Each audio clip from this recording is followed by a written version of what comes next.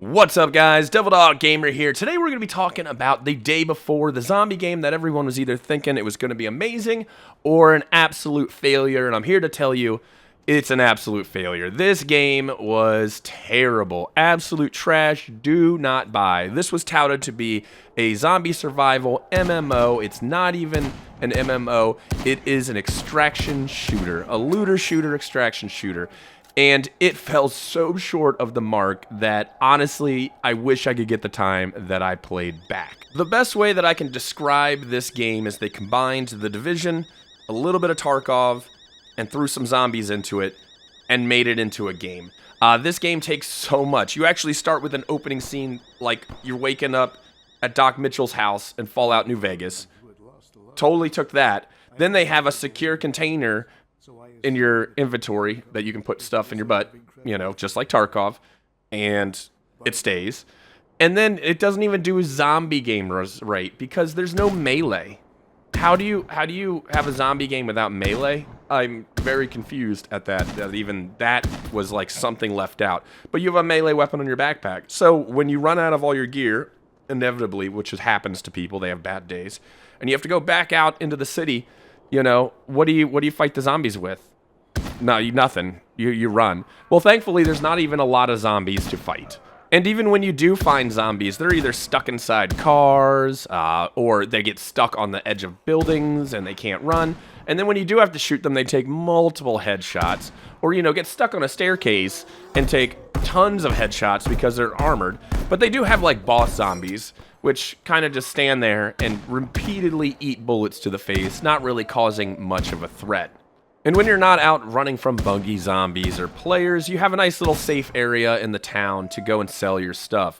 You get weird NPCs that wear sunglasses inside, and then you get some traders to buy some miscellaneous stuff. There's not even really much stuff to buy, weapon-wise and armor-wise, or even customize your gun, but it's all there. And oh yeah, cars are about $1 million to buy in the game, when in about 4 hours of gameplay of actually looting and killing people and selling stuff, I only made about 8K. I don't see how that's going to work. Most of the AI, though, seems like it has the voiceovers were actually made with AI. The lips don't even match up with it correctly. And it's just kind of weird to see all the buggy players inside. You have players like floating around, people with big heads, just doing weird stuff. And oh yeah, it's a safe zone. So you can't pull out a weapon. But for some reason, the gun let me pull out my weapon and start shooting people in the face. I really don't understand it. It's just incredibly buggy. The map itself isn't too bad. Graphically, it's okay. The map looks pretty good, but it looks like they literally ripped The Division and just threw it into the game. It like literally looks like you're walking around the streets of The Division. And it's got some kind of okay areas. You go into, like, there's marked rooms, locked rooms, police stations and stuff. There's a lot of lootable stuff, but the looting is just old. The gameplay loop is go in, maybe shoot a zombie, loot some stuff, try to do a quest that everyone else has already looted, and then kill some players.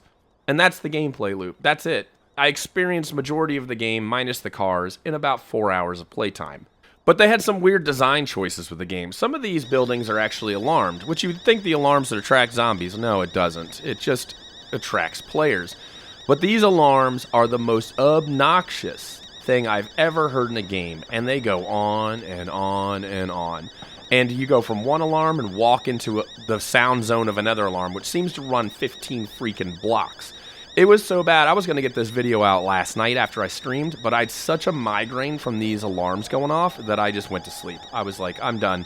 I need to sleep. It was just my head was ringing from all these alarms. It was horrendous. And remember in the trailer where they talked about all this realistic gunplay, and the gunplay was, they're striving for realism. It's horrible.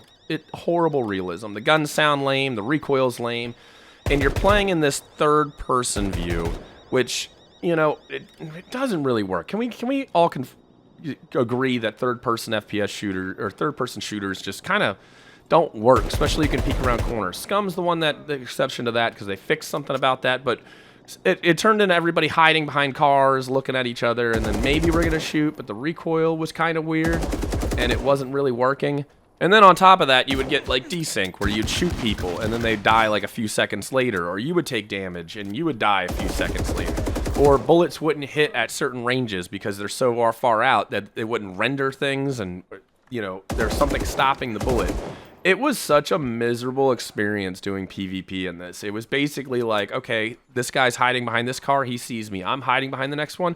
I'm going to go run around the block and come around behind him. Wow, awesome gameplay. It was weird, dude. Like, I got the max amount of armor I could get, made me basically unkillable, and died to a desyncy guy. Like, it was the weirdest thing. The combat in this just does not work. It is lame. And it tries to be combat like The Division, but even The Division did combat a little better. Like, The Division combat isn't the greatest. It's a third-person shooter. But this was just so subpar that I was just not having any fun. They also had the gall to say that this was only going to be in early access for 6 months. This game took 5 years to make and doesn't have a melee. I don't understand how this is going to take 6 months to fix. I don't see it taking 6 years to fix, just because some of the things that were in it. This was really one of the most generic kind of copies of two genres thrown together. Bait and switch is basically what we got. You know, they said it was going to be this big zombie MMO, like maybe saw 10 players on a map. Like, sure, there's probably 100 players on a server, maybe the shard, but when you go into the map, there's probably 10 people in there, maybe at best. I walked all over the city. Like I said, the city looks pretty good.